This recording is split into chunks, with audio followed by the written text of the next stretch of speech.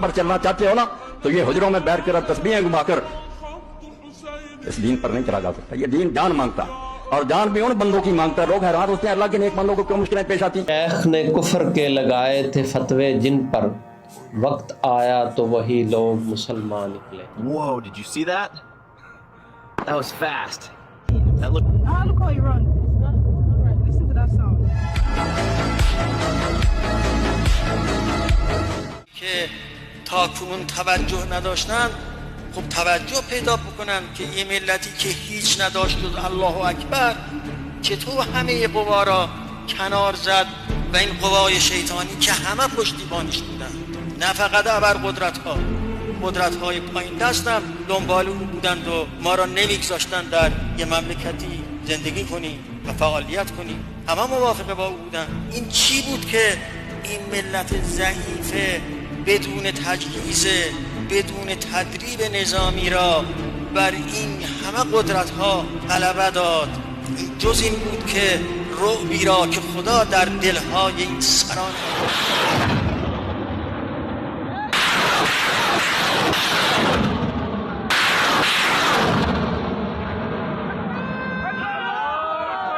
جو لوگ اللہ کی راہ میں ایسے طور پر صف باندھ کر لڑتے ہیں کہ گویا سیسا پلائی ہوئی دیوار ہیں وہ بے شک اللہ کے محبوب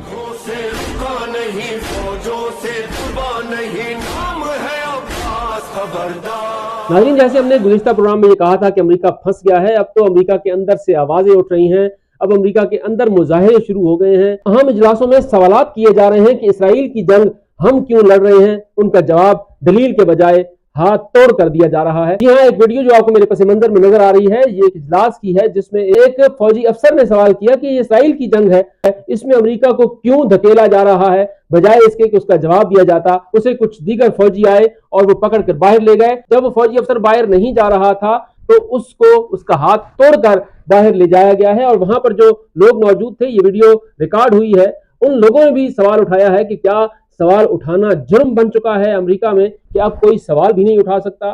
امریکہ میں اس وقت احتجاج ہو رہا ہے، مظاہرے ہو رہے ہیں کہ امریکہ کو مزید کسی جنگ میں شریک نہ کیا جائے. ہم گزشتہ پروگرام میں یہ باتیں کر چکے ہیں کہ خود امریکہ کے اندر ایک بڑی مزاحمت جو ہے وہ شروع ہو گئی ہے.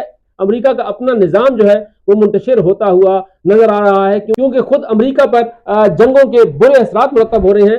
ڈونلڈ ٹرمپ جو کہ خود امن کے نام پر ووٹ لے کر آئے تھے، انہوں نے کہا تھا کہ وہ جنگیں کرنے نہیں، جنگیں ختم کرنے آئے ہیں، لیکن انہوں نے ایسی جنگ چھیڑ دی ہے جو ایک بڑے تنازع کی شکل اختیار کرتی جا رہی ہے، جو نہ صرف خطے میں پھیل رہی ہے بلکہ اب تیسری عالمی جنگ کی باتیں شروع ہو گئی ہیں. ایک بات تو یہ ہے کہ جو امریکہ کے اندر احتجاج ہو رہا ہے، اور دوسری بات یہ ہے کہ خود امریکہ کے اندر کچھ اور سوالات جو ہیں وہ اٹھ رہے ہیں اور اب میڈیا کے اوپر یہ سوالات کیے جا رہے ہیں. اور یہ کہا جا رہا ہے کہ ٹرمپ نے غلط لوگوں پر ہاتھ ڈالا ہے، ٹرمپ نے ان لوگوں پر ہاتھ ڈالا ہے جو شہادت کو اپنی میراث سمجھتے ہیں.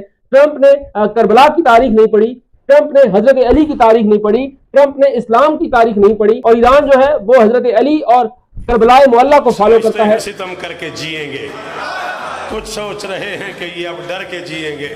ہم اکبر و عباس کے حقدار ہیں شوکت، اپنا یہ عقیدہ ہے کہ ہم مر کے جی. مظلوم نگاه به مذهب طرف مقابل نمی‌کنیم، نکردیم، از اول هم نکردیم. ما همون حمایتی را که از برادرانمون در لبنان کردیم، از برادرانمون در غزه کردیم بدون هیچ تفاوت. اونا سنی بودن، اونا شیعه. مسئله برای ما دفاع از هویت اسلامی است.